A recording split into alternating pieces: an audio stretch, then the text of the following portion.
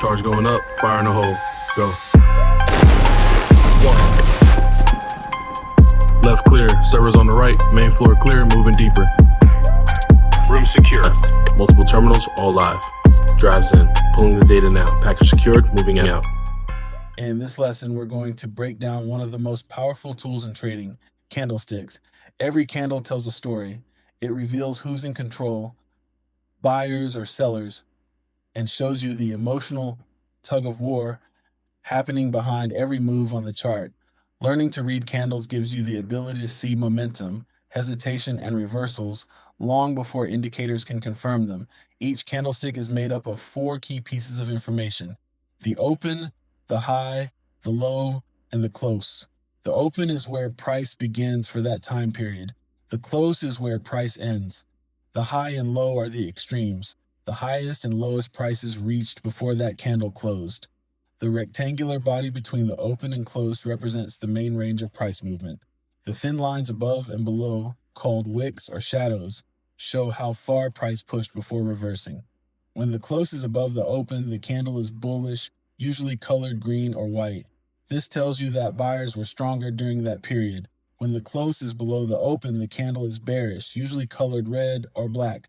That means sellers dominated the session. Now let's talk about what different candle shapes actually mean. A long-bodied candle with small wicks shows strong momentum. Price moved decisively in one direction. A small-bodied candle with long wicks shows indecision. Buyers and sellers fought, but neither side took control. Candles with long upper wicks and small bodies near the bottom, such as a shooting star, signal that buyers tried to push price up but failed, allowing sellers to take over. Candles with long lower wicks and small bodies near the top, like a hammer, show that sellers pushed price down, but were overwhelmed by buyers. These often appear at the bottom of downtrends, hinting at potential reversals. When multiple candles form together, they create patterns that give you even more information about the market's psychology.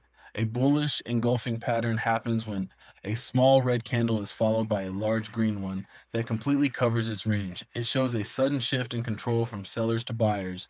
A bearish engulfing pattern is the opposite: a small green candle followed by a large red one that wipes out the previous candle's gains, showing seller dominance. A doji is a candle where the open and close are nearly identical. It looks like a thin cross and represents indecision. When dojis appear after a strong move, they can warn of potential reversals or pauses in trend. One thing you'll learn as you study charts is that individual candles matter, but context matters more. A hammer candle in the middle of a strong uptrend might mean nothing, but that same hammer forming after a major sell-off at a demand zone could mark the bottom. Always read candles within their environment, the trend, the structure, and the nearby support or resistance levels. Candlesticks show raw price behavior. No lag, no filters, just the truth of what traders are doing. When you start to see the story behind each candle, you stop reacting to every tick and start anticipating what might happen next. The key takeaway here is this: learn to read candlesticks not as random shapes, but as a constant conversation between buyers and sellers. They'll tell you when momentum is strong, when hesitation sets in, and when control is shifting.